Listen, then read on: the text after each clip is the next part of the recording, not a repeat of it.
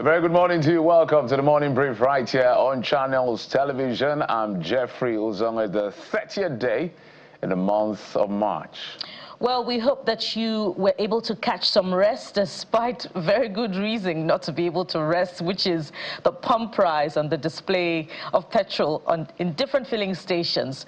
All the same, welcome to your perfect morning starter right here on Channels Television.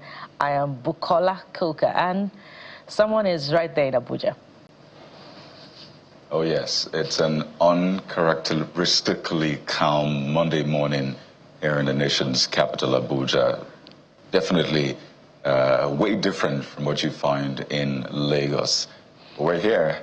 I'm Kayode Okikilu. What a weekend it was in the nation's capital with conventions here and there. But we're starting off with a very sad event that played out in Plateau State in Rukuba. Guys.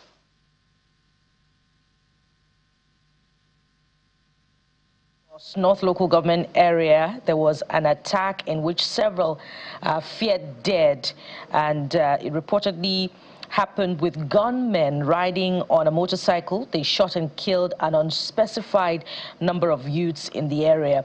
A resident who confirmed this to Channels Television said, well, on condition of anonymity, said the attack occurred around the Rukuba junction in the evening.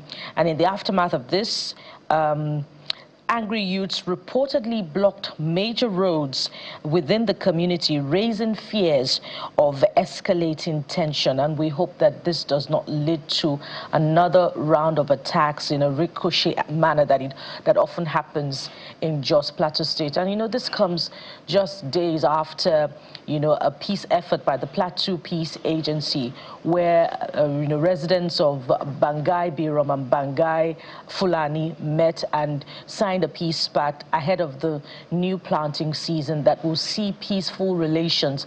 And some of the talking points that came through from that meeting were very optimistic, gave cause for hope. However small it is in, you know, one portion of many Plateau communities that have often been plagued by violence and attacks and, you know, suspicion and hatred. But there were hopes that, you know, peace has begun to shape relations between the indigenes and, of course, the settler population. But what does this mean henceforth for relations in this particular area in Jos North local government? Jeffrey. We understand 48-hour curfew has now been imposed by the government to see what they can do to contain the situation. But guys, I've always said that it's becoming very tiring to keep talking about death toll every other day. I don't know how others see it, but I see it as fathers, I see it as mothers, I see it as children, husbands, wives, I see it as uncle, parent. You know, any way you want to describe a relationship between humans, that's the way I see it. And to continue to have wartime numbers in a democratic society that is not in literal conventional war is never acceptable. But now the politicians and the political class are tone deaf to governance because they are saturated, super imbued by what is playing out in their convention, down to their primaries. That's priority for them. So we hope they can find time out of their busy schedule to do the real work they were elected to do, beginning from the president down to the governors whose states have been affected by these things. The only thing we can continue to do is to hope that someday human lives will mean something to Nigerian leaders. Indeed, Jeffrey. Just picture this. Residents of that area, Rukuba, just unwinding on a Sunday evening. Incidentally, it was a Palm Sunday celebration. So usually people try to unwind ahead of the next week.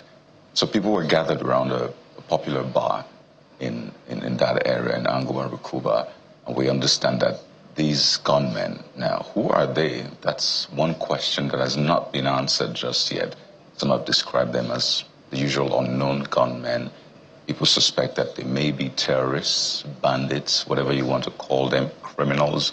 Some have said cultists, right? So it's still unclear who is responsible for this. But just imagine people trying to unwind. I mean, the most you'll expect there is maybe a light-hearted joke from someone, the usual football banter and all of that. And suddenly these men come with guns and they begin to shoot. At this moment, it's still unclear just how many people lost their lives. Some put it at 12. But this is not something you'd expect to see at this point, particularly because the build-up to this point has been very, let me say, bloody, right? So you'd expect that Plateau State will have some reprieve, at least for the foreseeable future. Yes, the government has imposed a curfew, but people want more. Yes, we understand that troops have cordoned off the area. That's troops of Sector 1, Operation Enduring Peace, mobilized to the scene to prevent further escalation. Yes, we understand that youths in that area are angry, as you would expect, and naturally what they want now is quite simple: justice. Apprehend those responsible, bring them to justice, ensure that we know who they are, and make sure this does not happen again. It is quite simple. That is what the people want, and we must ensure that that is what the people get. Statements are good, curfews are good to ensure that this does not escalate, but more importantly, we must see justice. And yes, indeed, you mentioned, Jeffrey, there's been a lot of talk around politics with the conventions, the politicians trying to secure either their second term or to secure their next location. A lot of them going to the assemblies or just trying to hang around to get some piece of the pie. But what will help you get that is what you actually do for the people. It's quite simple: security and welfare. We're still trying to speak with the Plateau State government. Hopefully they can join us on the show today to give us an update on the situation there in Kwankwaso and the entire Plateau State. Well, you know, the first response should have been from the police, or the first confirmation, but according to this report, the police commissioner and the police public relations officer, as at the time of the filing of this report, were unable to confirm or speak to it. And, you know, that goes to speak to, you know, our concern time and again expressed on this platform of the vulnerability of these communities. What is the distance between the nearest police station to communities that are often left to attack? Some of them are supposedly, you know, guarded by a garrison of troops who are supposed to, you know, deter attacks. But that is not the case in this particular one, as, you know, these communities do not have any form of police protection. If there's anything at all, it is for the police to go to those areas after the attacks have been perpetrated to count the bodies and to, you know, give the normal statutory statement. Will go after the perpetrators, will ensure that justice is done, but justice is never often done on behalf of those who have been attacked. And you talked about the weekend of conventions. You know, this is just a reminder to the ruling party that while, you know, electioneering promises are being made even months ahead of the election, while politicians are positioning, you know, to get a big piece of the pie, as you mentioned earlier, either at the convention level, where executives are elected for the party, or ahead of the 2027 general elections. The real issues of governance are yet to be addressed. We might as well ask the ruling party that held, you know, a carnival-like convention over the weekend, that what is the value of human life under its watch if yet an undetermined number of persons could have been killed without any form of deterrence. And of course, more than 24 hours after that, you know, police is yet to confirm that attack. And so, you know, we commiserate with the people of Kwankwaso in Jos North local government area this morning, following the attacks that have led to an undetermined number of persons that have been killed. But the convention was, you know, quite an interesting one during the weekend, guys.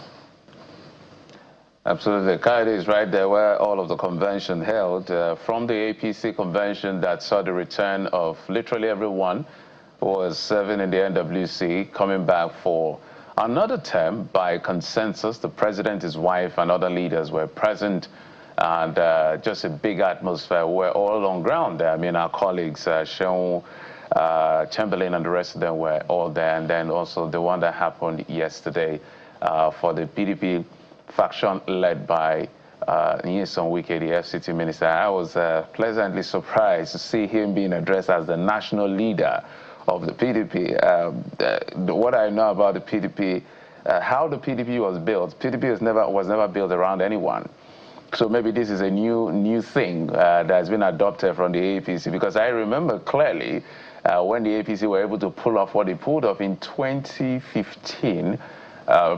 Former President, God rest his soul, Muhammadu Buhari, was, of course, supposed to be the national leader as president, but Asiwaju Bola Ahmed Tinubu was constantly referred to as a national leader until he became president eventually. So it looks like Asiwaju played his game pretty well with these people, maybe in the media space, and his guys always referring him to national leader, given the fact that he had some ambition ahead of him for those who knew. Nyesom Wike perhaps as well. He's tried to be president through his party, it didn't work out. So now seeing him assuming the title of a national leader is something I'm trying to get my head around, because if there was a strength around the PDP, it's the fact that PDP is not built around anyone. Remember, guys, that it was a PDP government that though he has constantly denied it, Olusegun Obasanjo, former president, wanted a third term, as they allege, which he has denied constantly. It was a PDP government, a PDP National Assembly that stopped him from being the third term he wanted to have, as alleged. So a PDP president stopped by a PDP National Assembly for a third term ambition.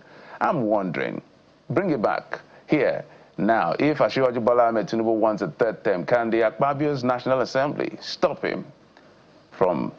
I say that to compare it to the fact that PDP was not built around an individual. And so if the party has degenerated to the point where it's around an individual, forget about this election. Because if the Wike group makes it go through Supreme Court like this, Turaki group has gone to Supreme Court to ask for judicial intervention, and if they lose, and the Wike group is a group that eventually makes it through this entire process, two things will happen. Today is 30th of March, so mark my words. Two things will happen. Whoever is going to be the flag bearer of the PDP will do two things. Either will step down or endorse President Bola Tinubu, or it will just a participation, not a contender, just to divide votes against maybe the ADCs. But however this is looking, whether it's Turaki group or it is Wike group, the chances of the PDP to make any serious dent on this election becoming slimmer.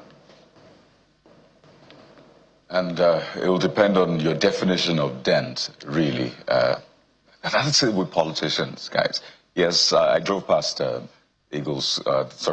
stadium yesterday, where the PDP had its own convention at the Velodrome. It was a bit quiet, right? Unlike the APC's convention that literally locked the whole city. But here's the thing, at the end of the day, yes, both the APC and the PDP maintained status quo in a manner of speaking with the NWC, the national leadership. Nothing really changed. So it was basically just an endorsement of what we've seen in the past. But here's the thing, politicians will do anything to get that power. If they have to align with their enemies, if they have to align as opposition with the ruling party, if they really have to do anything, stay by the roadside, eat corn, fry akara, that's what politicians do. That's what they are best at. So hopefully people are able to then approach politicians beyond all of the theatrics and say, yes, set this aside. We see you are very good at Nollywood and all of that. You are very good at aligning.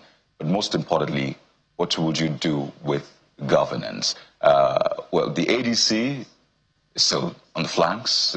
Yes, I call it the national leader of the Kwankwaso movement, resigned from the NNPP. That's Senator Rabiu Musa Kwankwaso yesterday. We had seen it coming.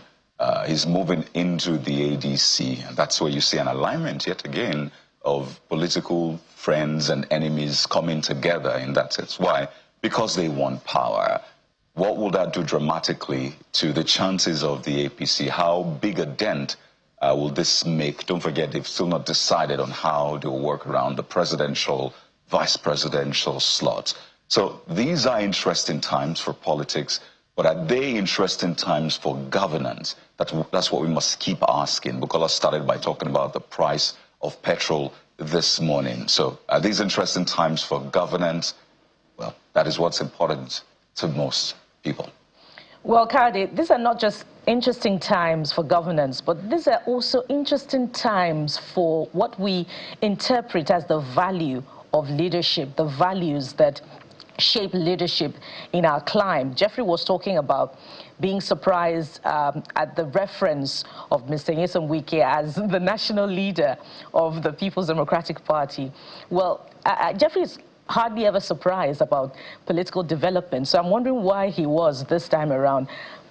I was not surprised, especially when you see some of the high points that shaped that particular event. First, the numbers. They didn't have the numbers, that the Ibadan Convention had last year, November 15 and 16. They didn't have the numbers. And then you would also look at those who were at that convention. Don't forget that ahead of that convention, the Turaki group had, resolved to go to court to seek interpretation to stop that convention from holding, and to seek interpretation about whether or not, the court has jurisdiction to provide intervention in the internal affairs of a political party. Don't also forget that the Minister of the FCT had supervised local council elections in Abuja to the effect that APC won nearly all seats with the exception of one, and he made bold, to boast about that victory for the APC during that election. So here's the national leader of the PDP who supervised an election that saw the victory of the ruling party, in the FCT. So what is the value of leadership? Loyalty to another party that he works for, yet, he continues to hold tightly to the reins of a particular group of the PDP, the former ruling party. So what do we interpret as the guiding principles, as the values of leadership? As far as the ADC is concerned, there are yet more surprises to come, Kayode and Jeffrey. Well, from what I am seeing, don't forget that 2 weekends ago from now, we saw, the Kwankwaso leader, Alhaji Rabiu Musa Kwankwaso, hosting Mr. Peter Obi and the governor of Oyo State, Seyi Makinde, in Kano State. So we saw that new outlook on political alliance, maybe not necessarily friendship. So what does that mean for the 2027 election? Are we going to be seeing an alliance of a certain PDP group with the ADC just to grab power, to unseat the All Progressives Congress? And how strong is this alliance in terms of structure and the war chest required to unseat a very strong ruling party? Maybe not in terms of the numbers of the people, but in terms of what it takes, the resources, to win election. Don't forget they have 31 governors. That's a lot of resources required to win an election. So these are the odds and the ends, but I'm more concerned about what we perceive to be the values of leadership. Is it controversy? Is it providing resources to continue to perpetrate division within a particular party?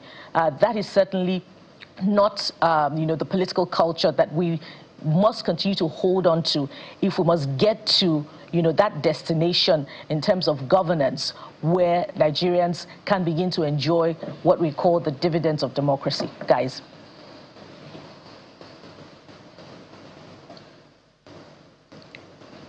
So there you have it. That's an update of the situation, politically speaking, that is, with the APC and the PDP convention. Clearly, the ADC will hog the news today with the movement now of Senator Rabiu Musa Kwankwaso into the party, barring last-minute changes, of course, because you never know with these things. But we'll take a moment now while we continue to watch the situation unfold in Plateau State with that very, very heinous attack on Angwa-Rukuba. But how are the dailies reflecting all of the big stories? That's in a moment. Stay with us.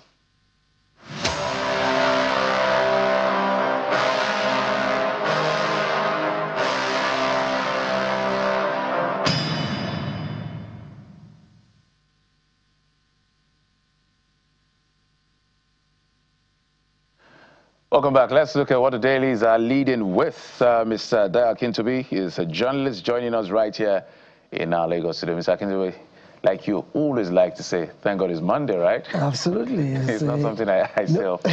No, it's renewed hope. It's a new beginning. To me, Monday is like... Have you joined the APC? No, not at all. I'm apolitical.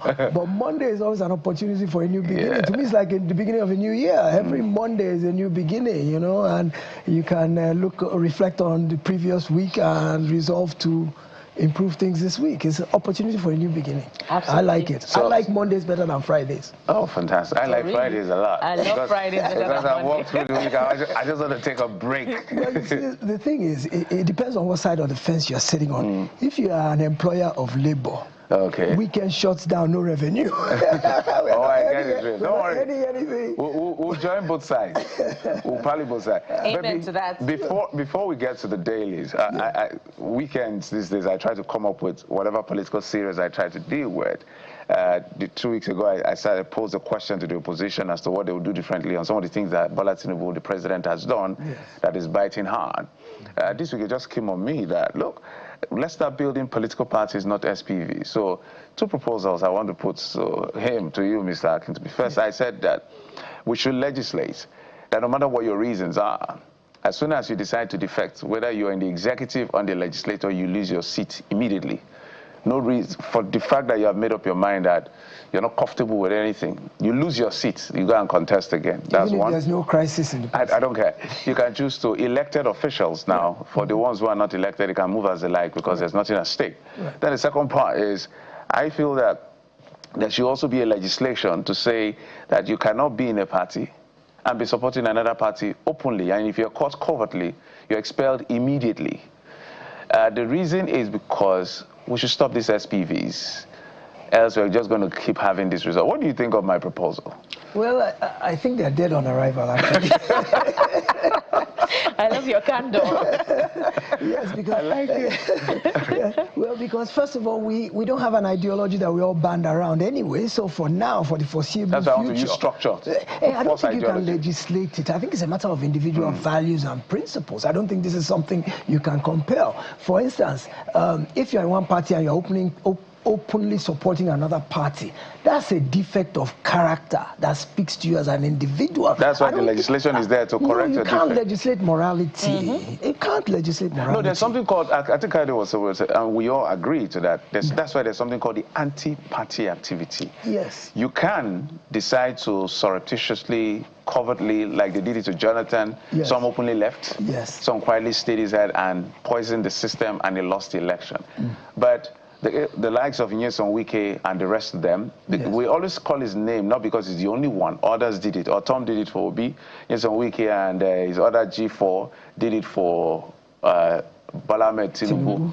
So this brazen impunity about I'll sit in this party and be working for another party. Openly. Yes.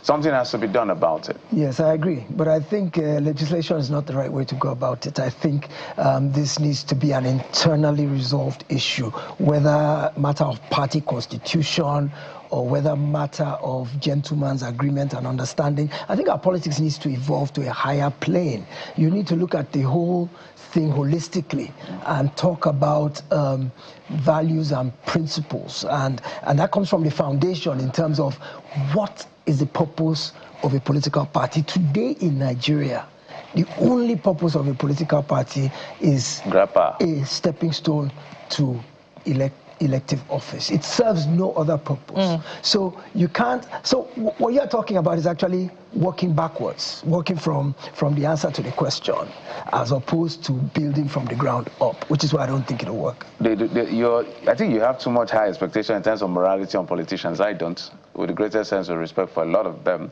That's why in China, if you steal, you're killed. Yes. It's as simple as that. But we have no choice but to get there in Nigeria. Legislation will kill that your ambition of stealing government money. Yes. And they'll book a date with you and your maker. It's as simple as that. So I'm looking at legislation because that's what works. Even with legislation, it's impossible sometimes. But let's go to the papers. Okay. This Nigeria is where we'll start off from.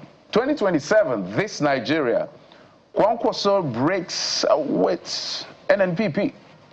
Heads for ADC reshapes northern opposition politics. If there's any politician, Mr. Akintobi, that has some level of followership and consequence to that extent, besides Muhammadu Buhari, at least in his own little corner, is Robbie Kwankwaso. So what do you think his movement, except for maybe last-minute changes, the ADC will do to the party?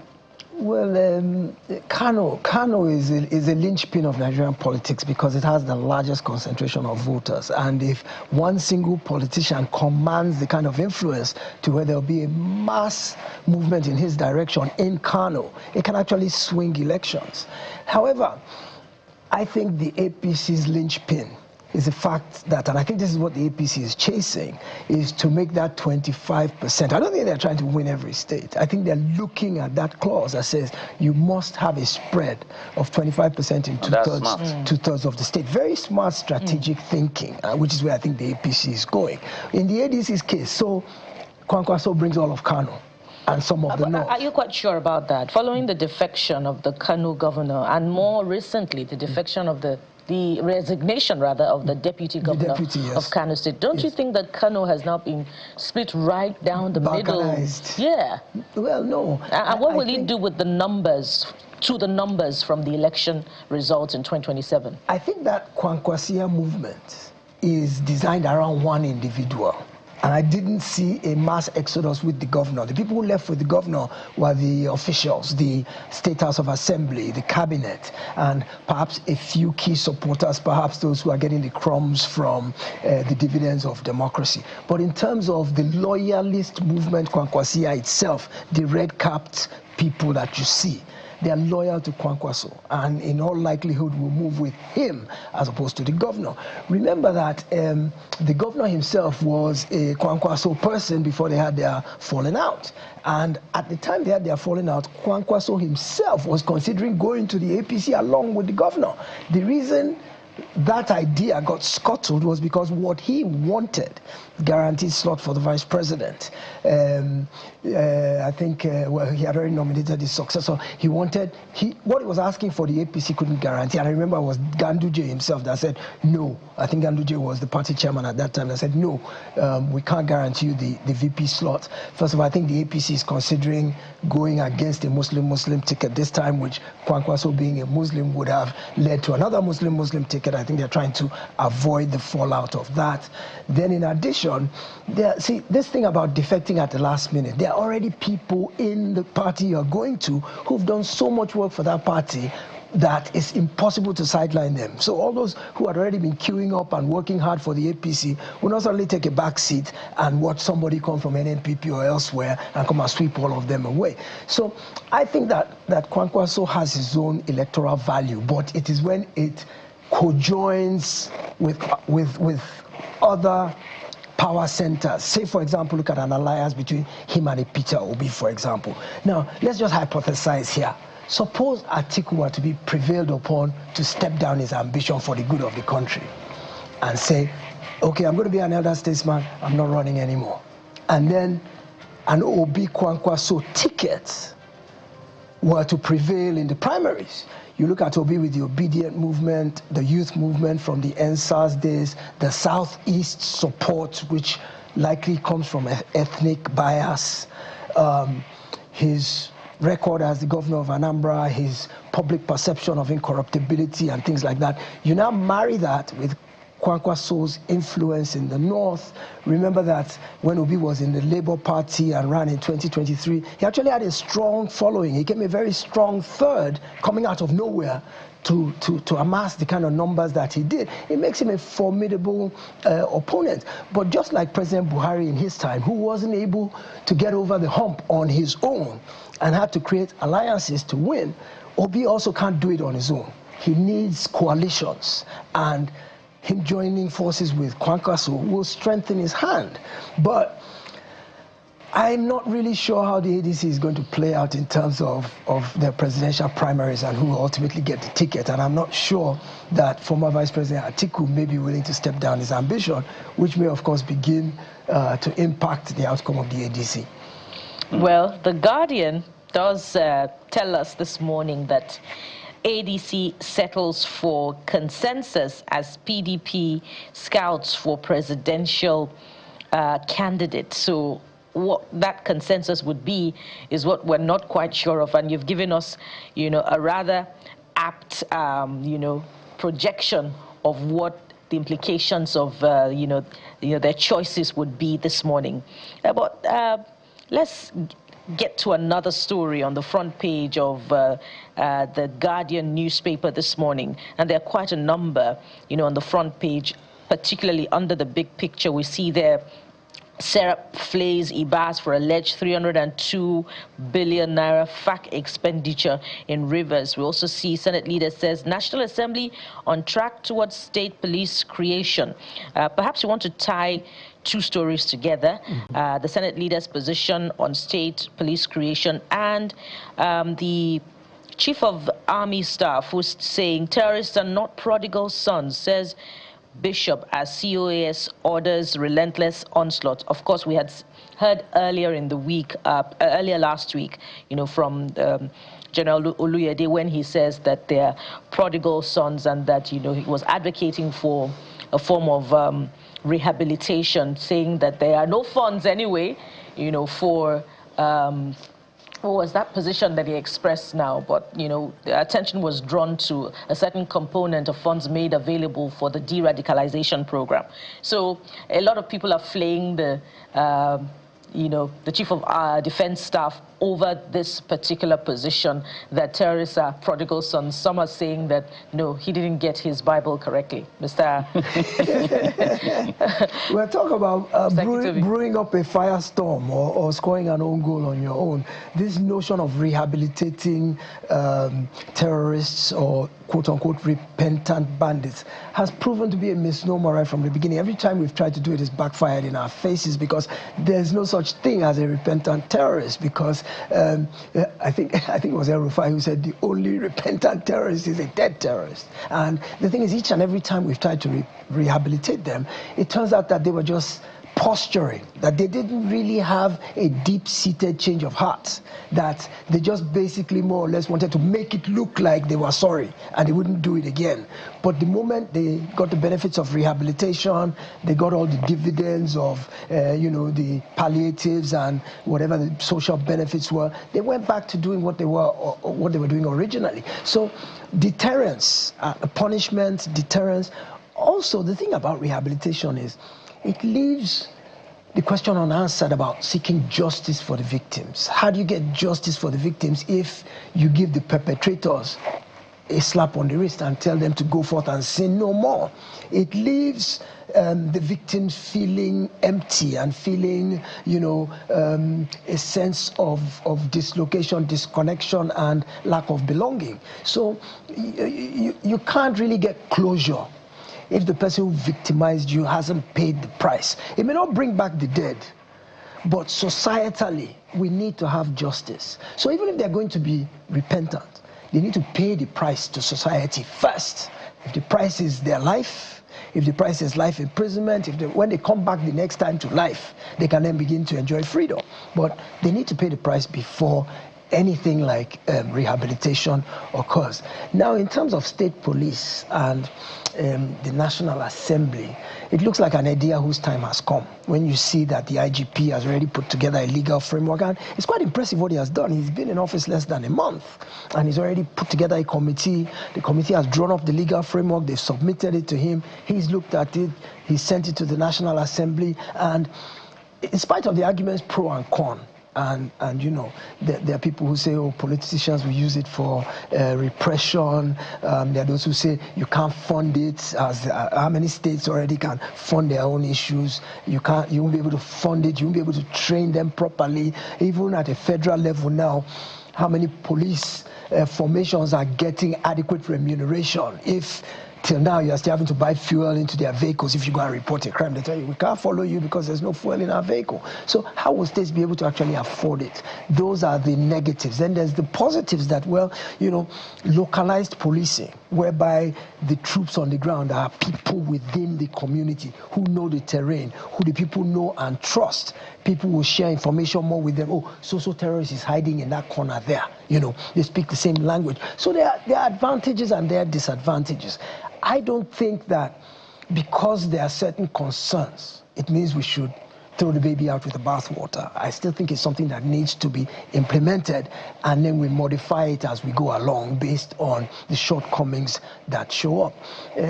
I believe that the Akpabio Senate and the National Assembly generally will throw their support 100% fully behind it, because of course they've shown that whatever the president wants, the president gets, and the president has definitely made it clear that state police must happen. So I don't see the National Assembly standing against it, whether individually they like the idea or not. All right, let's straight to Kade. How's the next paper? Sure. Take a look at the Vanguard newspaper next. Vanguard leads with, not politics now, I should say. It's about bank recapitalization. As deadline expires tomorrow, bank recapitalization raises 4.6 trillion naira, sparks sectoral battle for allocation. We understand that maybe about 5 institutions are still trying to meet the deadline, but there's some explainers. Stakeholders or shareholders expect delayed returns, urge cautious, real sector-focused development. But where should this money go to now? Well, the CPP wants banks to channel funds to SMEs, real sector as well, to drive economic impact. So that's on the one hand. You know, there's a lot of talks about politics, but these are the things that also drive the economy, and it's impressive to see just how the banks have rallied together. You know, you see the figures and like, there's money, Mr. Akintobi, but that's on the one hand. I also want you to speak to that story just at the top of the front page. Atiku, Ribadu, Obi, Amechi lead dignitaries to burial of El Rufai's mother as northern governors Kano Emir mourn. So over the weekend, he was released. And you had some of the party leaders, ADC leaders, for example, Rotimi Amechi saying, so maybe there was no reason for holding him in the first place. He was released from ICPC custody, according to his son. So what do you see playing out here, really? Is this the government now approaching this with some sort of sympathy? You think the hostilities have paused? Do you think it's probably going to be working with the APC? Lots of permutation. Mr. Akintobi. Let's look at it for what it is on the surface, and that is the fact that as human beings, there's something called compassion, especially where human life is involved. And even your sworn enemy, when something as terminal and final as death happens, we press the pause button and allow our humanity to prevail. So this is a compassionate piece of largesse based on the fact that he has lost his mother. That just shows our humanity, that even in politics, as rancorous and oppositional as politics may be, we can still put our humanity on the table ahead of competition and strife. So I actually commend the government for allowing this to happen, because I know for a fact that in advanced democracies, even when you are serving a long prison sentence, you can be given a furlough to go temporarily to attend the funeral or the burial of an immediate relative, particularly a parent.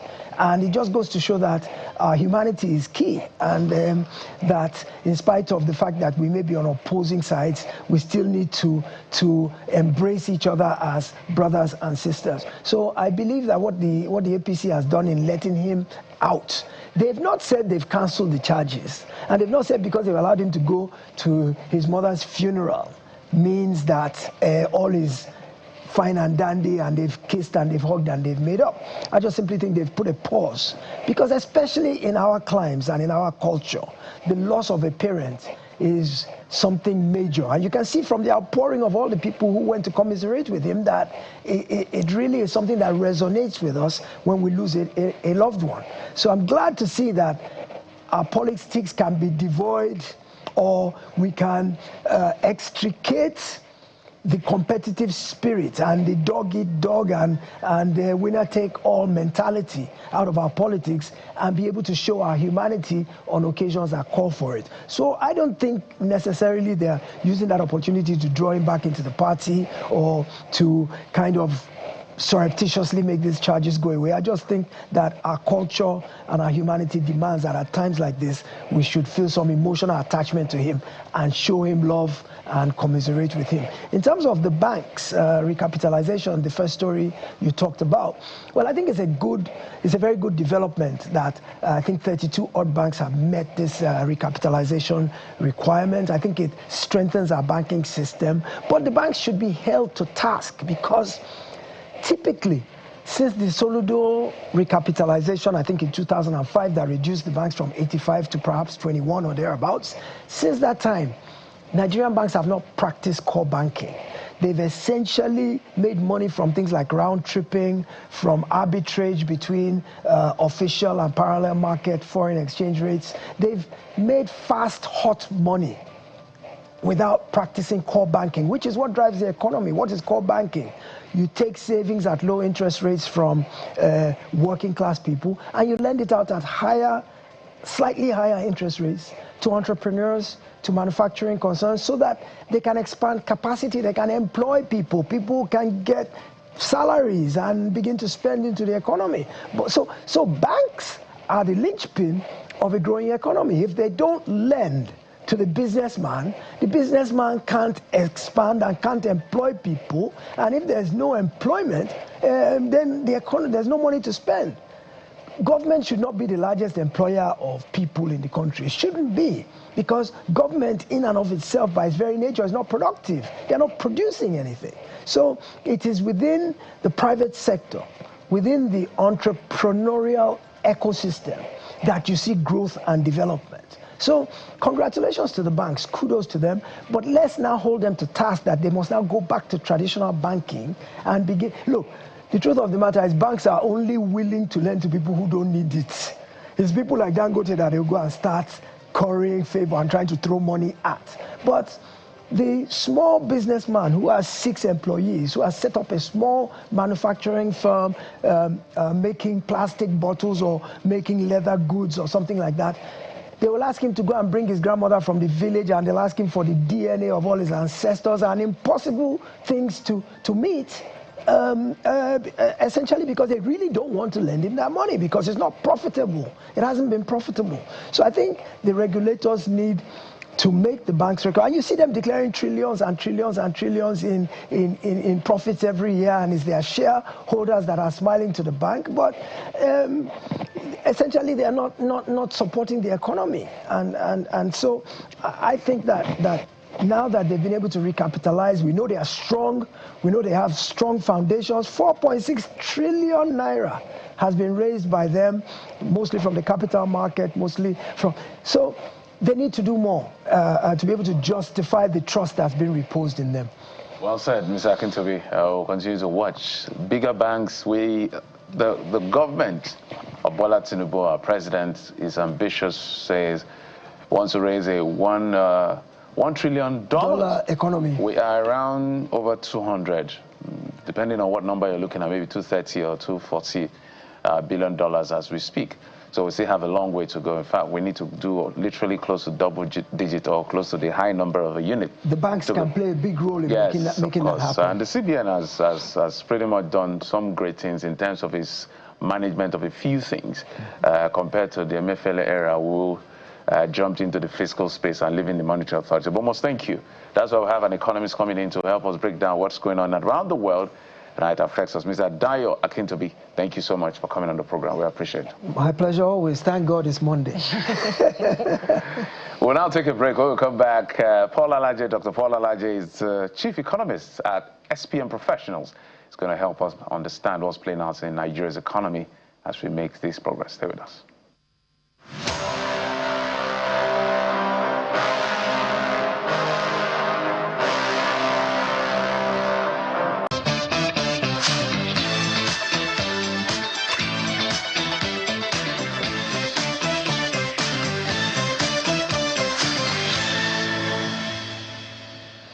Welcome back. So it's time to look holistically at the Nigerian economy. But of course, you know we cannot do that without also examining what's happening in Iran and the Middle East, of course, against the backdrop of the U.S., Israel and Iran conflict.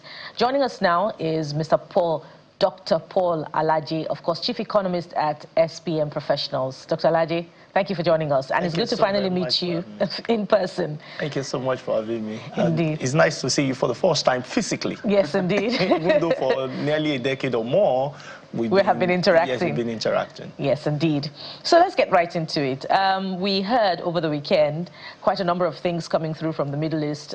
Israel said it had killed the Iran revolutionary chief in charge of the blockade of the Strait of Hormuz. Iran didn't confirm that. We now hear President Trump also say that, Iran has accepted much of the 15-point peace plan. Iran didn't confirm that as well. But President Trump is now saying that he's going to target Kars Island that has much of the deposits of Iran oil. So basically, there is no sign of peace in sight yet as far as the war in the Middle East is concerned. And crude oil price, as we speak now, is $108 per barrel or around that figure. So are we looking at buying petrol for a higher price, especially if U.S. makes good its threat to attack Iranian oil?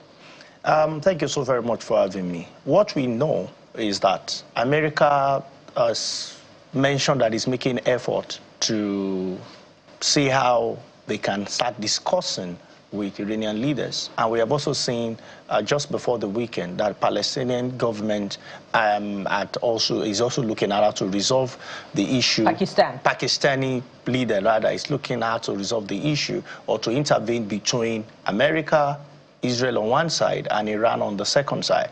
But whether that will be the case or not is a different conversation. What we know as of today is that the war is still going on, and the price for Brent crude is climbing close to $110 per barrel. If it gets to 120, one implication, Nigeria will be buying PMS above 1,500, approximately 1,600.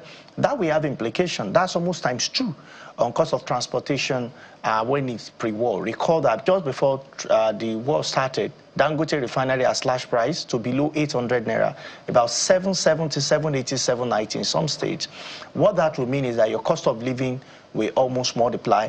What that means is that labor will start fresh agitation, most likely, and demanding from federal government. We have seen Governor of Oyo State, Seyi Makinde, announce some sort of support of 10,000 naira. It's something even though relatively small, but we encourage other states to start thinking outside the box. What can they do for people? So do I think the world will stop? I hope it stopped yesterday. But with the activities that we are seeing around the Middle East, I doubt, because President Trump has also said that they don't even know who they are talking to. And it's crisis if you don't know who you are negotiating with. You need to know who you are talking to. So this war has major implication on gas supply. Just yesterday, we saw what we can call a notable cancellation of flight. Not cancellation, delay of flight, notable, from Nnamdi Azikiwe Airport to a number of airports around Nigeria.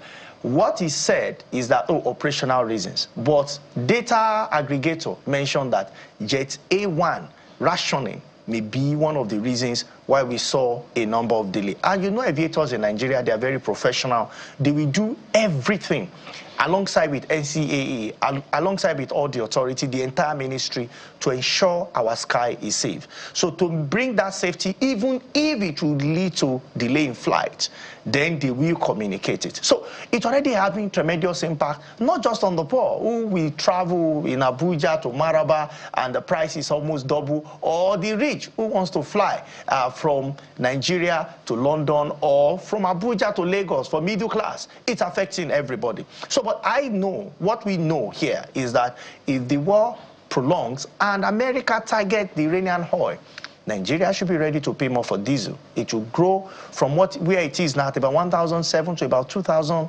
naira per liter. That means you are going to pay more for production. You are going to pay more for finished good.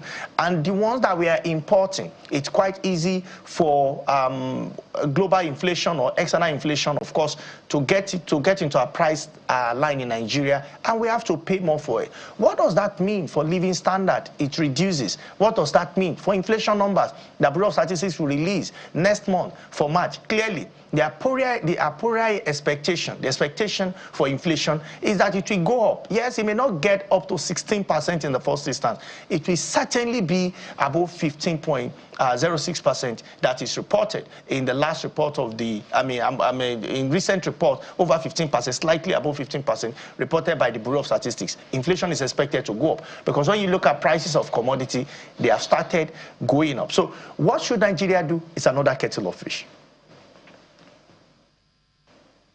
I think that's the natural question that we need to get into, Dr. Alaje. It's good to see you. It's like we switched places at this point, right? If you go around today, Mr. Alaje, you would see that a lot of people have stayed back home, and those who can afford to do their business are doing it under extreme difficulty. And it's simple, the price of petrol. We can't speak too much about this. And it's been a month plus now since that war began. How long would it take for government to figure out how to handle this? We say we remove subsidy. Yes, it is clear. But you can't just hands off and allow things to happen freely. That's why you have government, right? So what are the options on the table, learning from what other countries are doing and then localizing it to the Nigerian situation? I did a calculation of how much it will cost if the government were to pay some sort of subsidy, right? Maybe bring the price of petrol per liter to 1,000. I did a calculation per day, and it was a lot, right? But the point is this government must do something at all levels. What are the options on the table, and when is too late for this government to do something? It's already too late now to start thinking of the Israel-America versus Iran war. If that is what you are thinking about, I can tell you it is too late. In 2018, I spoke with your correspondents on your business show, I think about 10 a.m., sometimes mid-2018, when America, President Trump, at a time during his first tenure, announced tariff hike on China. That extended for a while. We started seeing increase in prices in Nigeria. That helped Nigeria inflation to jump up. It extended to somewhere around 2019.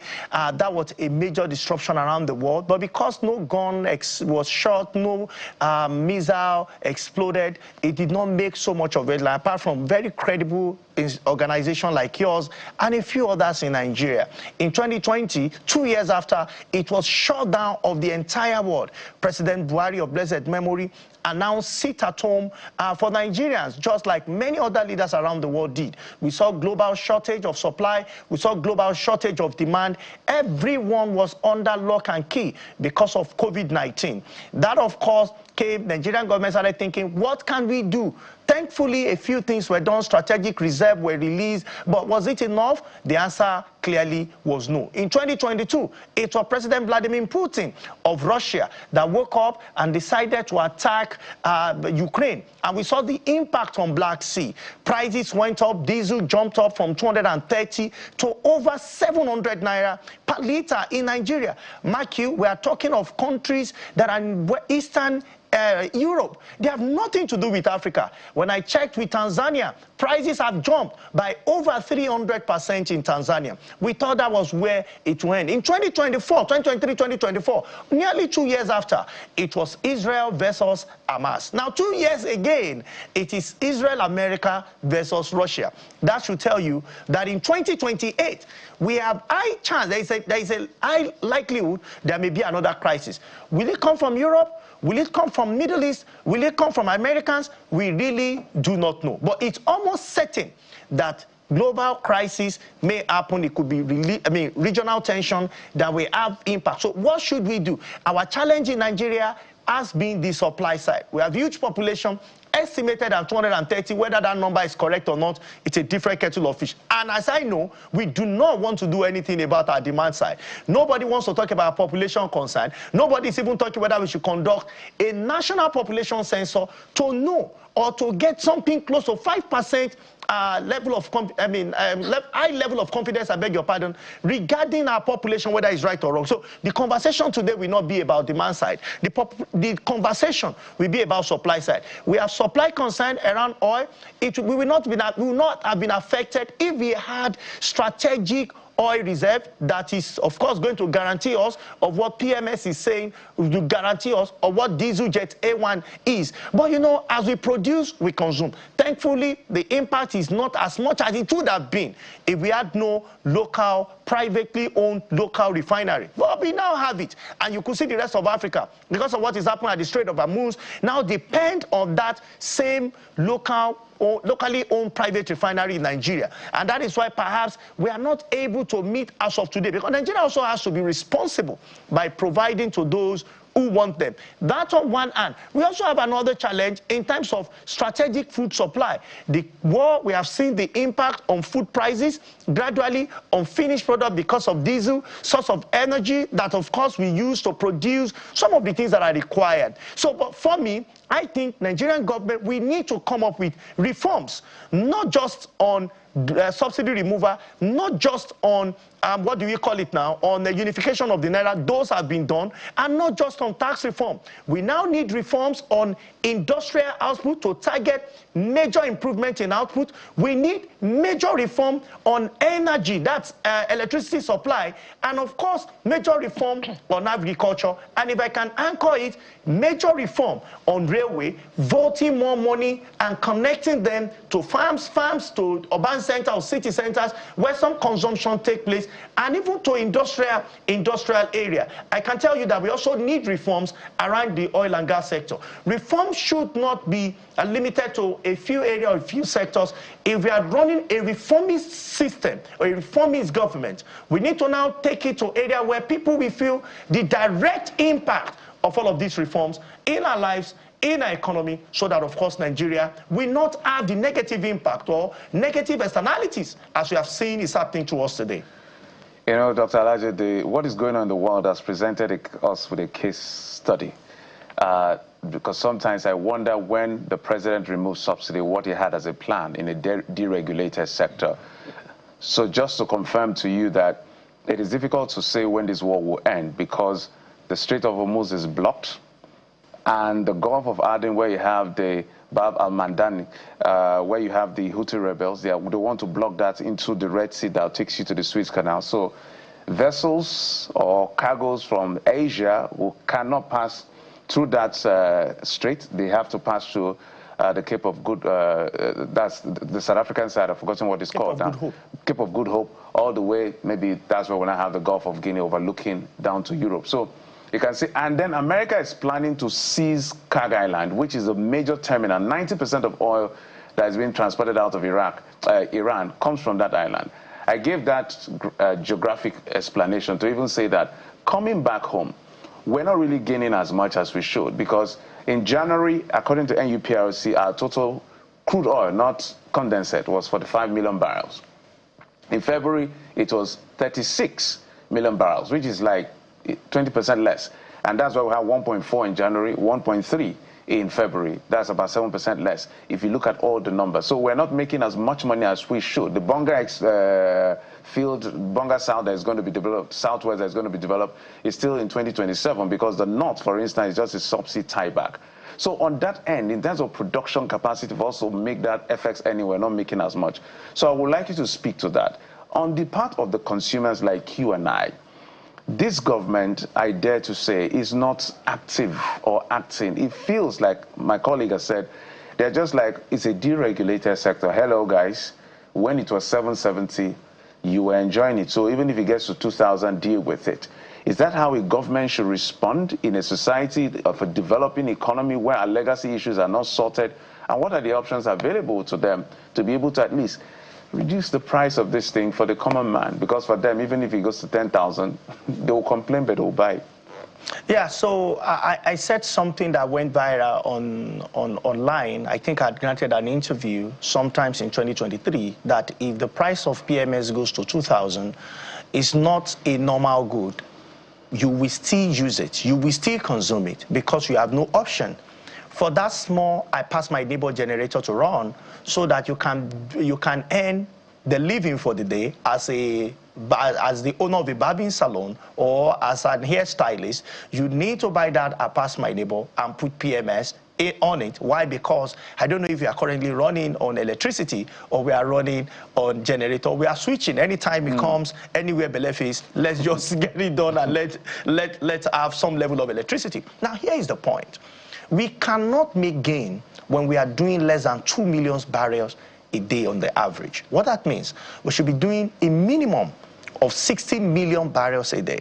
So we are doing 35, 36, we are doing 40, we are operating largely below. Well, if we are able to meet it, we need to know the benefits. One, our reserve will jump up sporadically. So no matter the pressure that comes on Naira, Central Bank, as a bank that has shown that I want this currency to be stable, not to fluctuate, we come and of course respond. But there is little to what Central Bank will do if you are not earning that hard currency enough. And this now shifts attention away from monetary authority to fiscal authority to ensure that much of those earnings take place. Recall, it is not the entire even the 36 million barrels revenue that comes to Nigeria. No, it is a portion, part of that money that Nigerian government earn. Why? Because some of the company that is helping us to extract the crude, we don't own them too. We have also forward promised some of the crude to some to some organizations that we borrowed from. So it's not entirely that if we make all of those, we're going to make the revenue. So for me, we need to do everything to improve supply, because like I mentioned earlier, our key problem here is the supply side. And we don't deal with it, I tell you, production will be affected, unemployment will increase, inflation will be high, poverty level would increase beyond 140 million that was reported in recent times. So all of those will happen. So for me, I think we need to do something about it. Now to the second part and the consumer part, that it appears as though government is not doing so much. I challenge federal and the state government to quickly come up with programs to support people. Now on one side. On the second side, we need to look at what can enhance people's productivity. Because whether you like it or not, in the last 8 years, we have been dealing with one negative externalities or the other. Like I mentioned, America, China, now to America, Israel versus Iran. It's been one externality, negative externality or the other on African continents, especially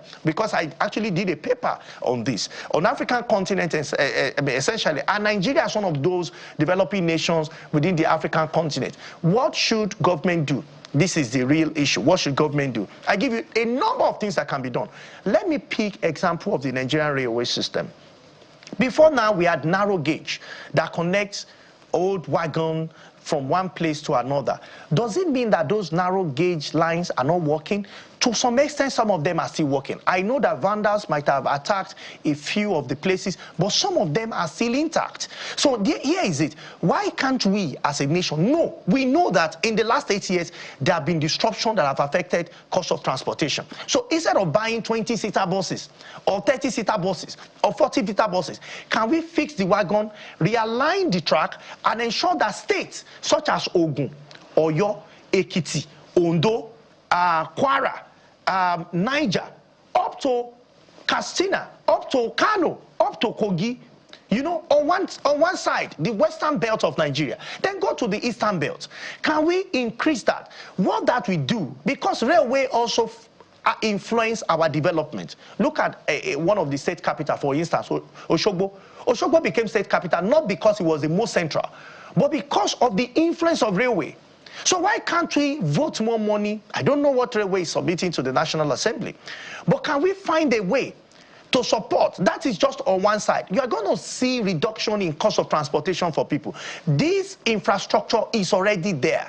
Wagon is the problem. Can government now also start thinking, can we have private sector come partner with us to bring wagon while government maintain the line? It's simple. Government build the roads. Government don't own the buses. Most of the buses on the road, all they do was to build the road. We have Lagos-Ibadan rail track that is there. Is he always engaged? The answer is no.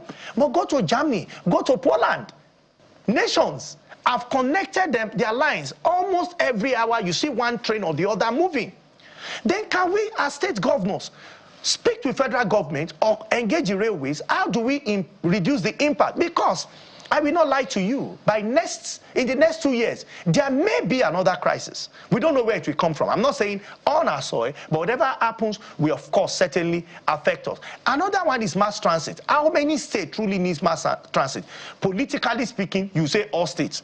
But when you look at our population distribution, you cannot exempt that from Lagos because of the numbers. FCT because of the numbers. River State because of the numbers. Oyo State because of the numbers. Kano because of the numbers. Ogun now increasing because of influence is a sandwich state between Lagos and Oyo because of the numbers. Quite a number of states. And if you go to some states now, you see that they don't even have mass transit even now. They still go because of the number of people that are working in the state. They don't have that much. But are they exposed? So here is it.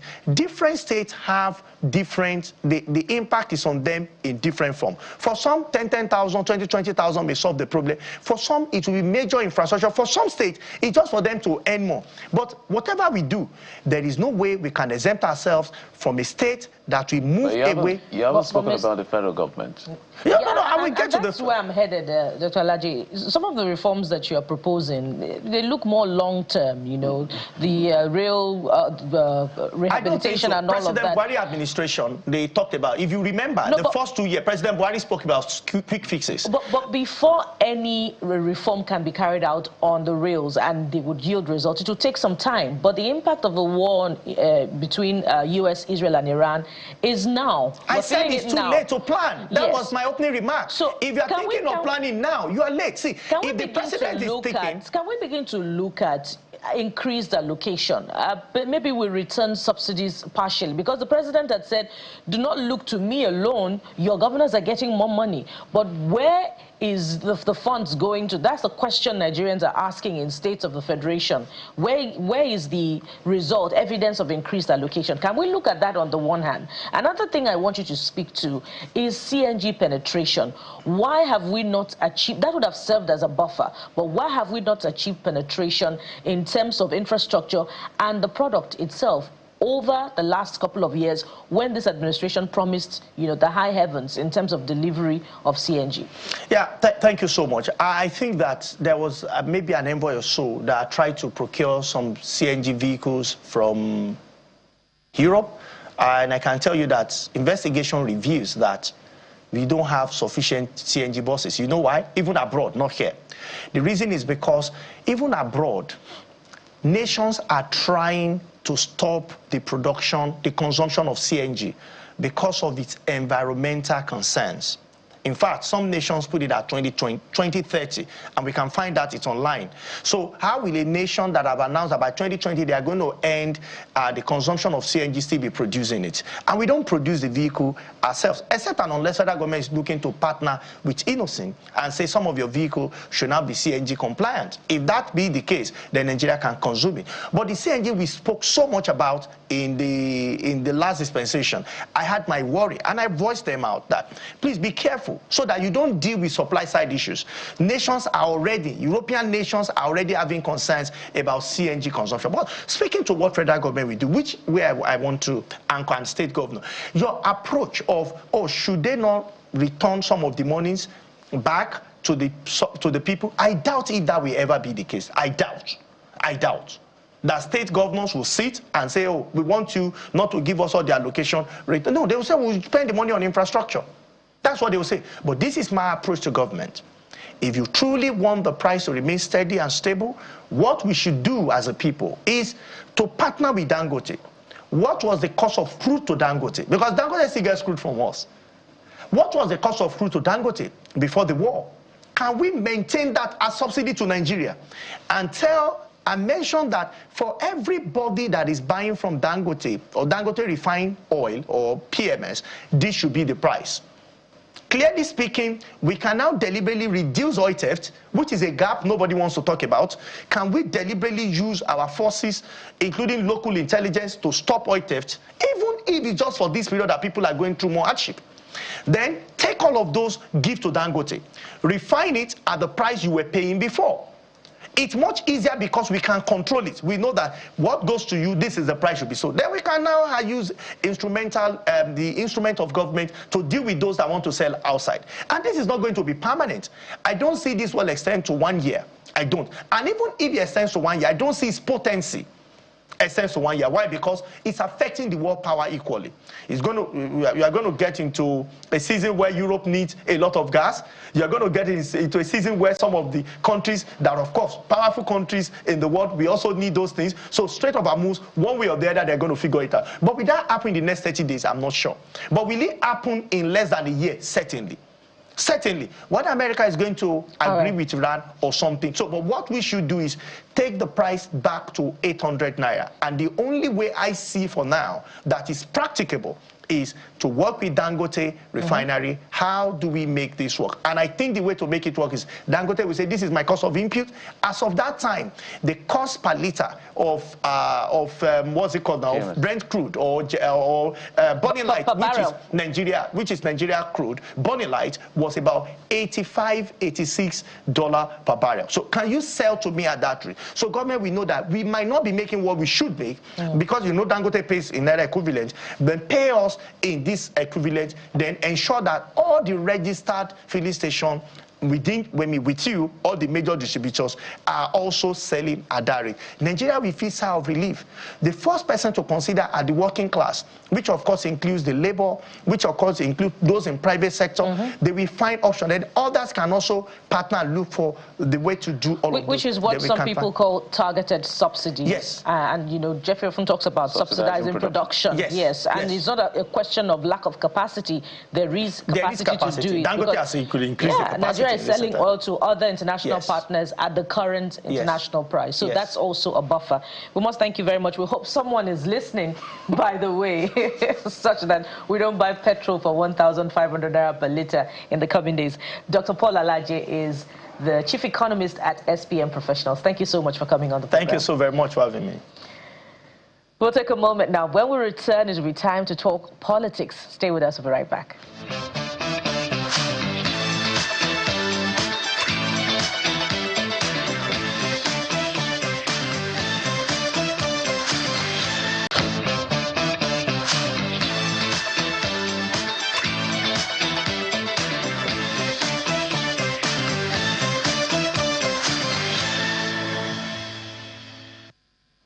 Welcome back. Let's bring in our guest, the National Publicity Secretary of the New Nigeria People's Party, Mr. Ladipo Johnson. I guess he was on his way. Mr. Johnson, thank you so much for coming on the program.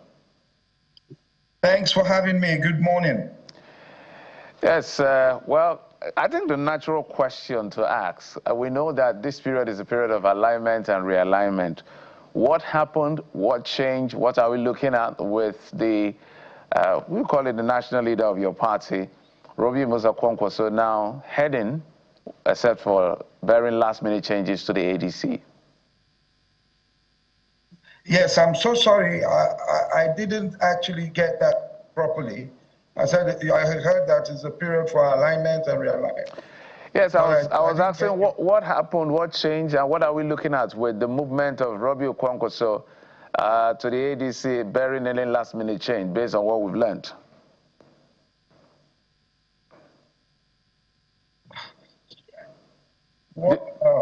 Did you hear my question? Well, I didn't get the question properly, sir. I didn't hear it properly. I wanted to find out what changed his mind because we initially, there were movements that suggested that Robbie Kwankwaso will be going to the APC, but now we understand he's going to ADC bearing any last-minute change. What changed? Well, the thing there is that, as you well know, and as I had alluded to, there were lots of discussions going on, and finally, some of the opposition leaders have come together and decided that it would best serve their purposes and that of the people of Nigeria for them to come together under one platform, as it were, to try to offer themselves as an alternative towards 2027 for the people of Nigeria. So he has decided, as you know, he resigned from the New Nigeria People's Party yesterday and will cross over to the ADC today in Kano State at about 12 noon. So does this mean the end of the NNPP as far as Nigerian politics is concerned? On the contrary, it doesn't. It doesn't. The NNPP will continue to contest elections, although at that level, I believe that we will be in alignment or alliance with the ADC towards the presidential elections and maybe some of the national elections. But we are going to have candidates down the ballot, I believe. So we've known you to speak for Alhaji Rabiu Musa Kwankwaso over the years, but we introduced you as the National Publicity Secretary of the NNPP.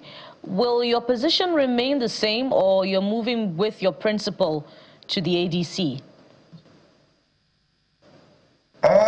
Well, that's a good one. Someone asked me this yesterday, and I was like, I didn't announce his movement. It was announced by the Kwankwaso movement. The NNPP did not announce his movement. And it is only after he has moved today that I will issue a press release about the movement, because we had a national working committee meeting last night, and now I have a position to write out to Nigerians to let them know, and to our membership to let them know what is going on. So yes, during the elections I was a spokesperson, one of the spokespersons, and I'm currently the National Publicity Secretary, as you said, but I don't know if that will still be the position by the end of this week. But yes, we are still, the National Working Committee, as I said, met yesterday, and we're still within the NNPP, and we're working. As I said, we hope to have people down the ballot as well. So we're still working. So you're not quite sure about your own political future, if anything, if we can go by what you're saying, but in the coming days you will decide based on what happens in the NNPP. If that's it, maybe I should just move on to the next question. We know that it's a time of alignments and political realignment, and Alhaji Kwankwaso comes with a huge electoral value, being the leader of the Kwankwasia movement in Kano State. But what is involved in the negotiation with the ADC ahead of the 2027 election? Is he positioning to take up a secondary role as a vice presidential candidate, especially because we know from the reports of over the weekend that the ADC is resorting to consensus option for its presidential candidate? Well, if they are, you probably know better than I do. If there is resorting to a consensus, then it would be wiser, it would be better for the opposition, and by God's grace, they will all be united and friendly after the consensus, and then the party can go on as one. As to whether he would be on the ticket, well, personally, as one who has been with him since 2013 and a member of the Kwankwasia movement, of course, I would hope that he would be on the ticket, because I know that he has a lot to offer the country. But apart from that, I'm not so sure that anything was promised to him to get him to cross over. I think that they all had extensive discussions. And at a stage, I was part of the discussions, but by the time the discussions were rounding up, I was not in the country. So I am not in a position to tell you whether there were any agreements or no, or not before he decided to move. So let's permutate into what we're looking at. As a matter of fact, we can trace its electoral value, as Bukola said, from the numbers he's brought to the table when it comes to who he supports for governorship. In fact, Abdullahi Ganduje literally escaped being defeated in his second term re-election, and then Abba Yusuf eventually clinched that ticket. It's only, I think that's one of the only states where you have literally close to 1 million or over 1 million votes for a winning candidate in that sense. So what do you think is going to be the game plan this time for him to expand his capacity just beyond Kano? Because if we look at the number, is NNPP and the Kwankwaso movement is Kano-centric. And for him to have more value, already has a lot of value, he needs to expand to the north, because we may likely see Atiku Abubakar yet again on the ballot, and coming against Bola Tinubu in the APC, from what the APC has done with 31 governors right now. Yeah, I think we always say that, and I actually think it's a mistake that people make. One, because when you say it's Kano-centric, yes, it's heavy in Kano, but it's not just Kano. If you look, you see, the issues that were at play in 2023 are different from the issues at play now. In 2023,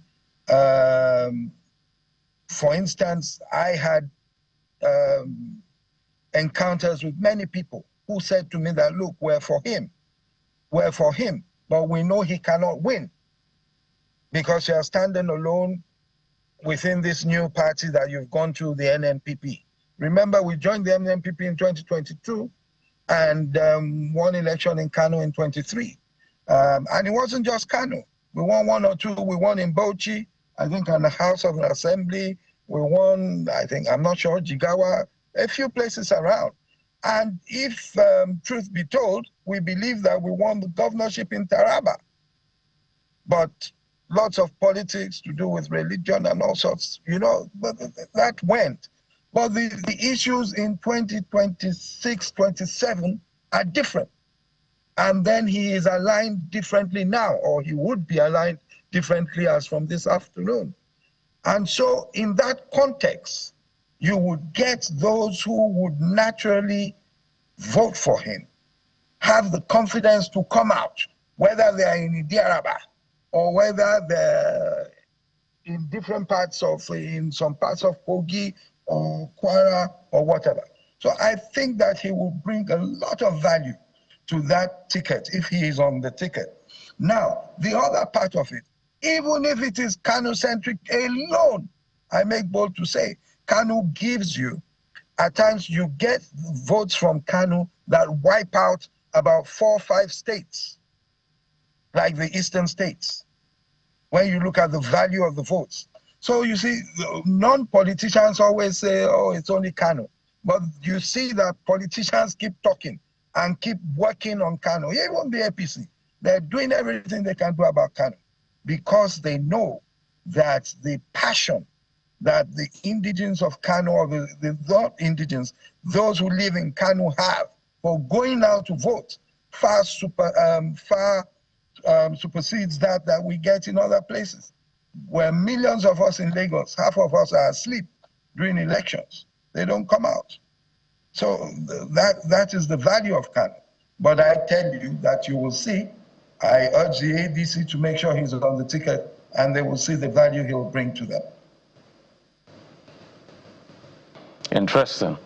For that appeal to the AGC, as a matter of fact. So if you were to give us, based on your experience, you've been in Lagos politics, you understand how Bola Tinubu, the president, thinks, you understand the APC politics. What will be in your permutation, because I'm all about permutation this morning, because I want to be realistic in terms of the political calculation so that everybody knows what we're up against. Politics is different from emotion. It's about numbers here. What will work best for the ADC rather, to be able to have a chance to give the APC a run for its money? Is it a, let me give you 4 names. Robbie Kwankwaso, Atiku Abubakar, Peter Obi, Rotimi Amechi. I don't want to pair any. You do the pairing yourself in your own permutation that will change the dynamics and make APC jittery, even though they have all these governors on their side, including your own former governor, Abba Yusuf. Well, if you're talking permutations, I want to be careful. The man hasn't even gone into the ADC yet. He's going in this afternoon at 12. I don't want them to say, oh, your spokesperson said you're working with this person or you want to work with this person. But I feel from where I'm sitting, sir, I'm not a member of, well, I used to be a member of the ADC. I haven't gone back yet. For me, I feel that there might be a sentiment around the country, especially from the southern part of the country, that the South should maybe have another 4 years. Now, if that sentiment pervades within the ADC, then automatically we'll be looking at the top of the ticket with a Peter Obi or an Amechi or I don't know anyone else who has indicated or might be indicating in the next few days or weeks that they want to get involved. Now, if that is the case, then that would be the sort of pairing that we'd be looking at. And I feel that at least it would be an energized pairing, especially with the young ones in the country, etc.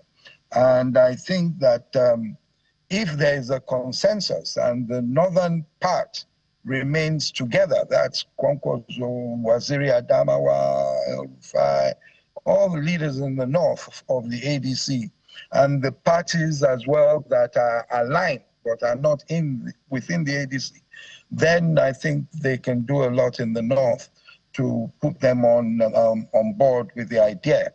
On the other hand, sir, just to balance things, there are those who believe, I know for certain, within the ADC and outside the ADC, that they're so disappointed. I'm now talking about the northerners now, that are so disappointed with what we have had or have not had with this government. And they believe that the presidency should rotate back to the north today.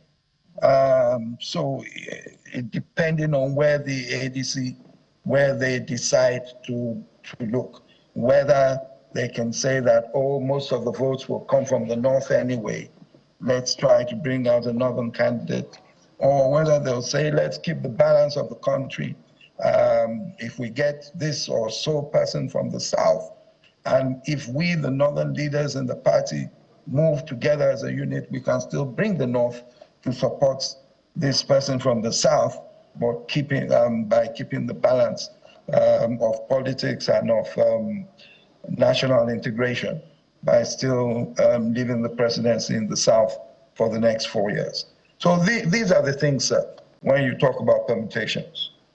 All right, just before we let you go, do you acknowledge that your principal, where he, chosen as the presidential candidate of the ADC, cannot win the election alone on his electoral value of being just the leader of the Kwankwaso movement?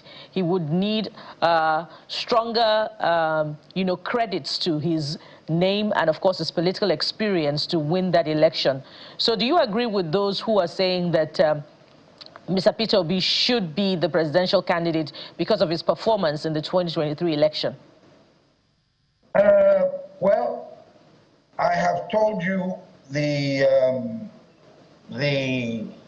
underlying foundational thoughts that we have.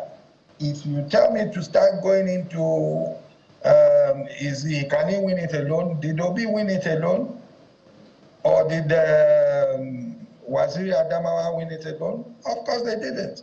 But if you tell me to start going into the experience of the individuals, I'll sit down and tell you why I think Kwankwaso is more experienced than everybody else. I've done that many, many times before. And this is not the time to start doing that. He's just going into the party. It's not the time to start pointing that, oh, my man is this, is that. No. There's a time for all of them to come together. And none of them can do it alone. You understand? And they even need more people to join in to that grand coalition that we're building now to make sure that we can face 2027, giving Nigerians a proper alternative to what we have now. Mr. Ladipo Johnson, thank you so much for coming on the program. He's the National Publicity Secretary of the NNPP as we speak. We don't know what will happen in the coming days. Good luck, and thank you for coming. Thank you very much. Have a lovely week. Thank you. All right, we'll take a break, and when we come back, we'll continue with political conversations. Join us again.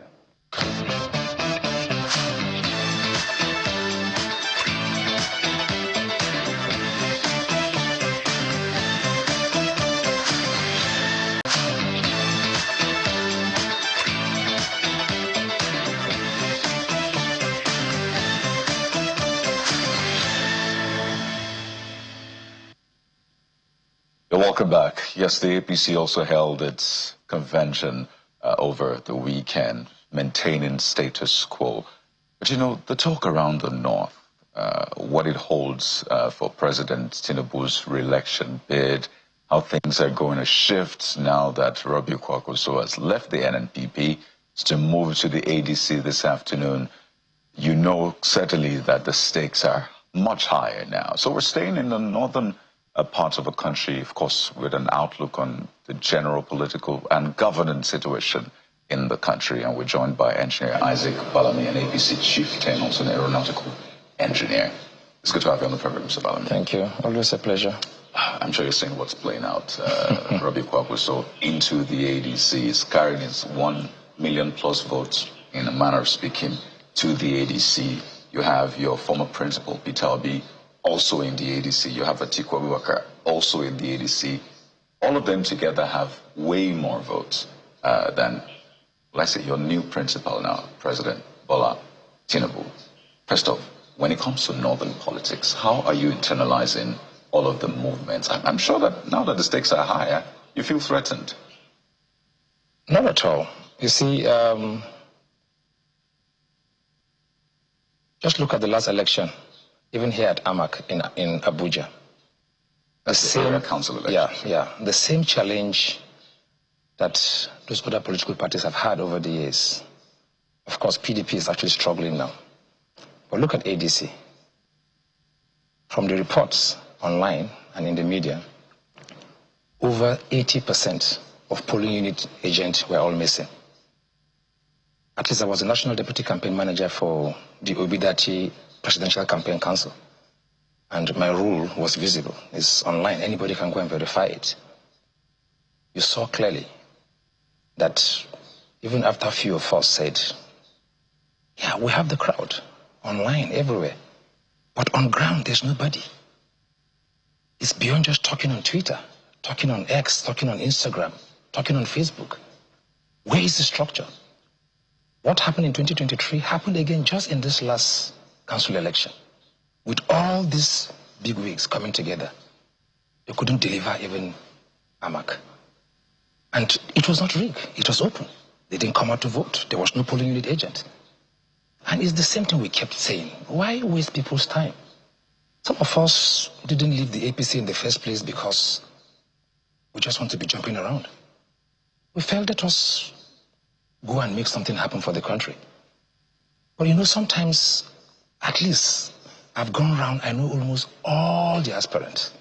I've worked with them directly or indirectly. And there's this perception demonizing the current sitting president, President Bola Ahmed Tinubu. But when you come close to him, and anybody who wants to be honest, who has gone close to any of those politicians, you will see clearly that the man is better than most of them. So he's better than Obi? You think so? Sir, I'm not here to demonize Obi. He's my immediate past principal. But most of those people are better known from a distance. When you come close to them, what you see is different from what you read online.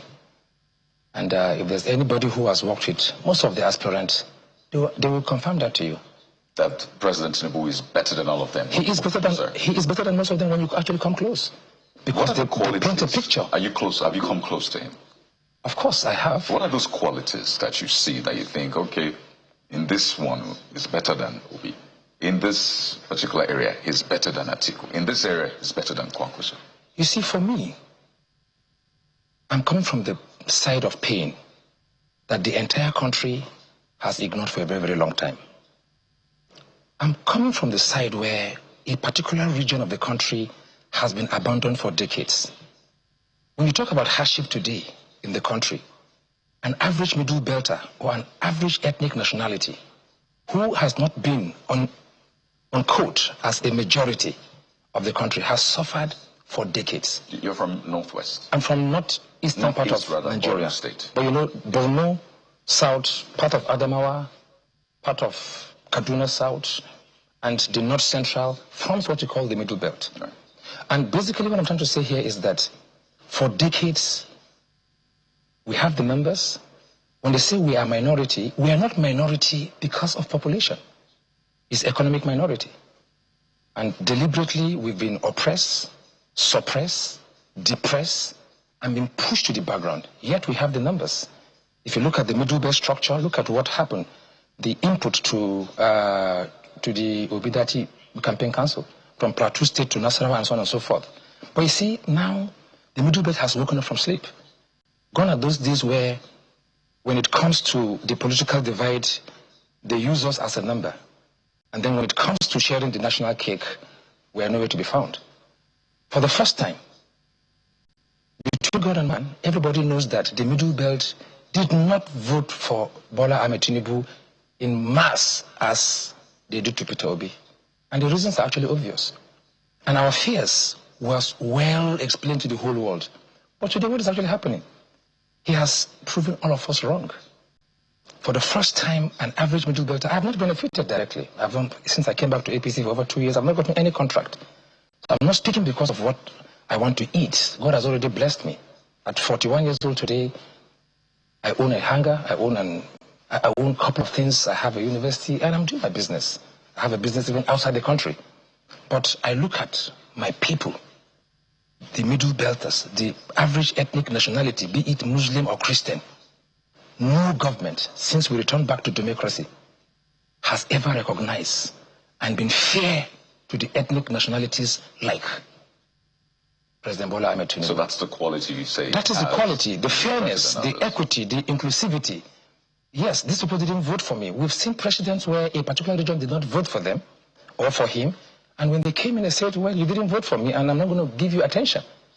But this man is giving us attention. So you think, and I'm curious, you worked closely with Mr. Peter Obi, and we've been showing pictures of you and him together. You are very close to him. And when I mean very close, I don't know if you still are.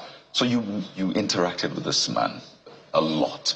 So how would you say that President Tinubu has better qualities than him? So are you saying all the time you spent with Mr. Peter Obi, you regret it? You could have spent that time with President Tinubu instead? Not just me. All of us followed Peter Obi, and you see, we were much, much younger and inexperienced about politics. We thought it was all about the noise in the media. We thought it was all about sentiments. But trust me, now I know better. And anybody who knows who I am, my value system, what I believe in, and how I do what I want to do, I go for it. We all went to support Peter Obi because we felt he was younger. We felt, personally, I felt the southeastern part of the country have not ruled this country. So let them be given an opportunity. And hopefully someday, when power is coming back to the north, it will also go back not just to the normal Hausa Fulanis, but there are also other people in the north. And the only way is to support the southeast. And we did it with the whole of our heart. From Plateau State to Nasarawa, you saw the numbers of votes that actually came out. But have we wasted our time? Yes. Because everything we fought for, personally, I brought the top 10 support group into Abuja with my resources of Obidati Campaign Council. We had a retreat for 2-3 days. We had over 300,000 polling unit agents. We had meetings. We even put up a training on how to engage on election day. But the leadership of Labour Party never saw anything that they threw that away. And on election day, you saw how, despite the mass people coming out to vote for Obi and Dati, you saw clearly that there was just we couldn't even access our from EC8As. We're going to court with printed documents from INEC itself. There was no structure. And those were the issues. Can you quantify how much you spent? Myself? Yeah, for that campaign.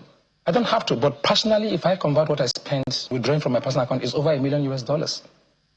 Personally.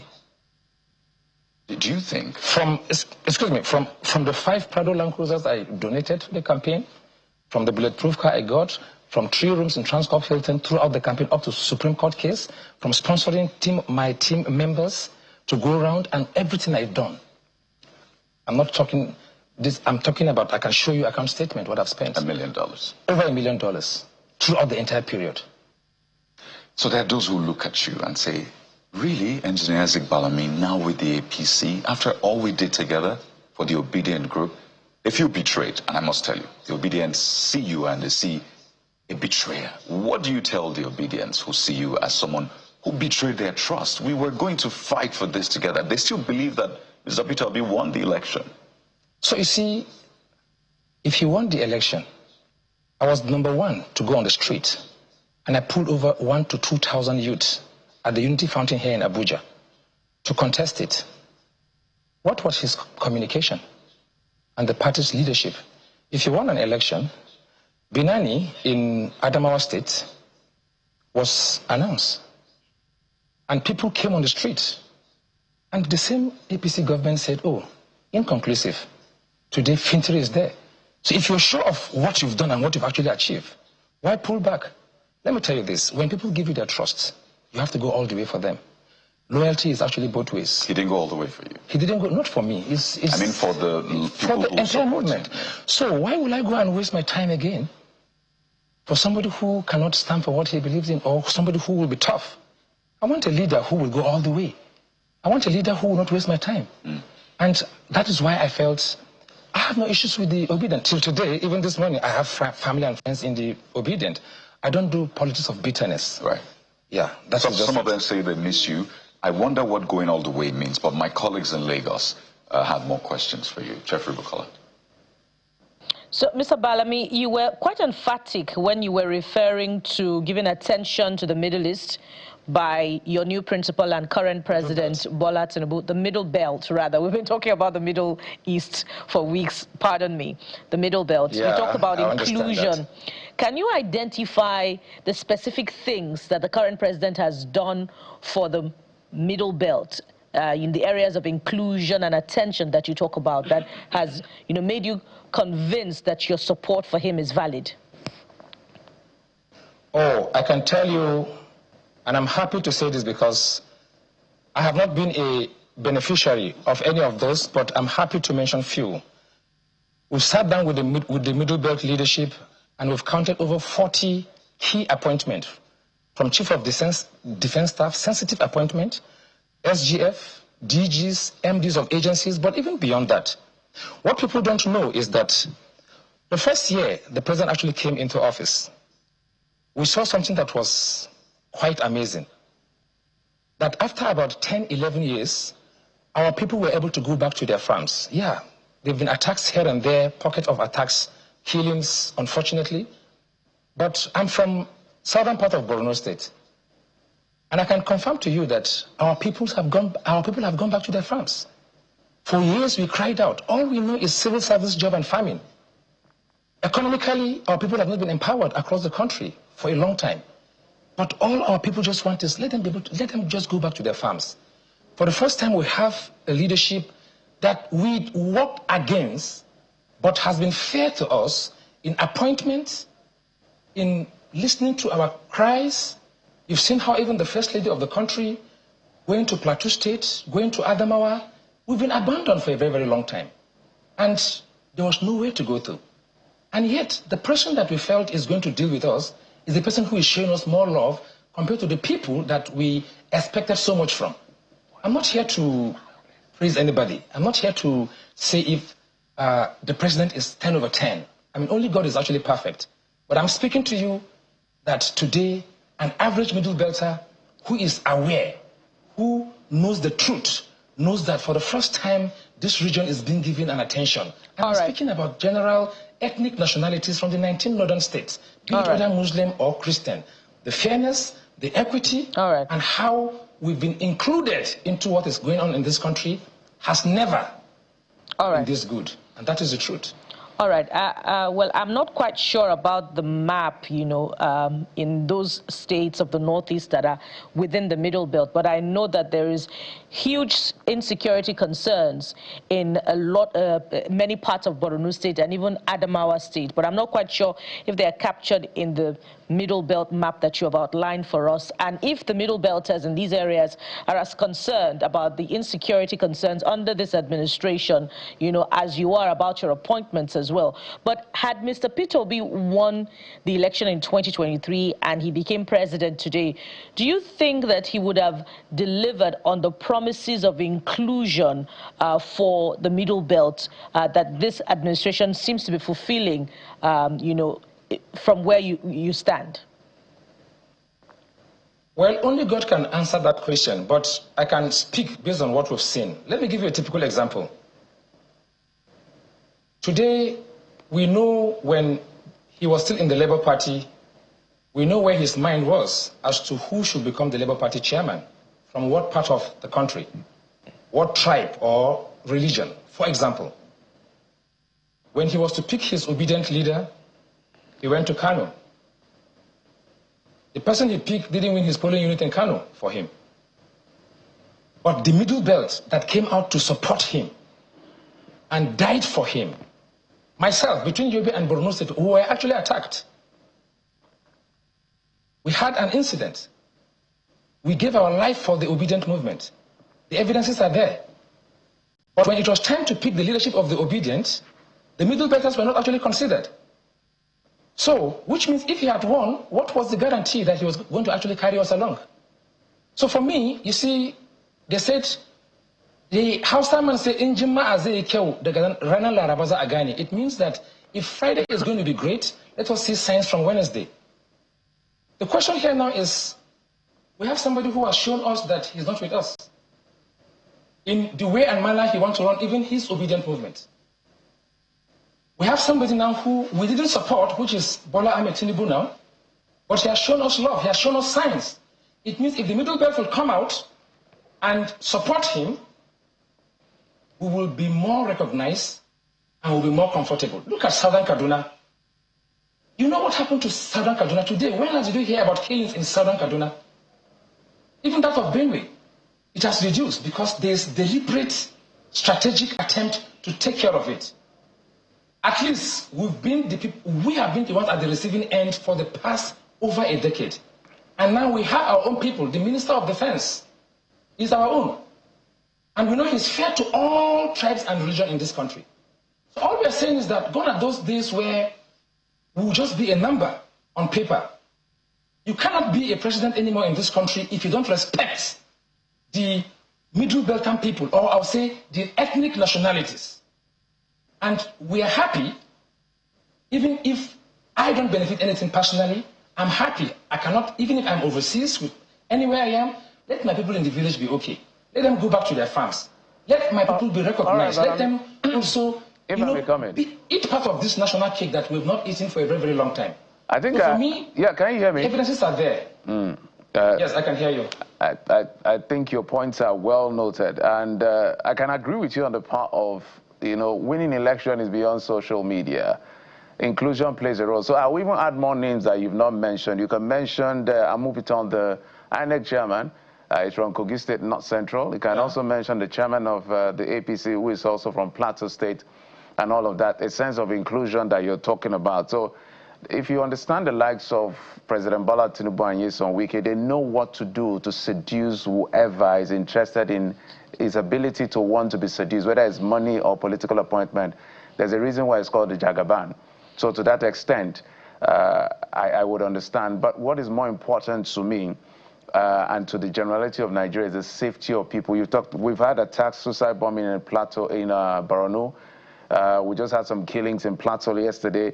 Yewata was a massacre. We can come to Niger. Kwara is a hotbed. So in terms of security, yes, he did not create insecurity, but he hasn't been able to manage it effectively as he should. But where I'm going to with my question is, if they were to say to you, beyond the issue of inclusion, which you've articulated very clearly, What exactly will make you cast your ballot and mobilize for Bola Tinubu over anyone else? Because the reason I don't want to come to your issue with Mr. Peter Obi and all of that is that your assessment is based on just obedient movement. You felt you didn't manage it well. So by your conclusion, you may not be able to manage inclusion if you became president. But what will make you cast your ballot even further for President Bola Tinubu based on these things I've mentioned? You see, for me, I was actually privileged to also come very, very close to the president's son, Chieftain. And I have not benefited any contract or anything, but I will say it without any fear or favor.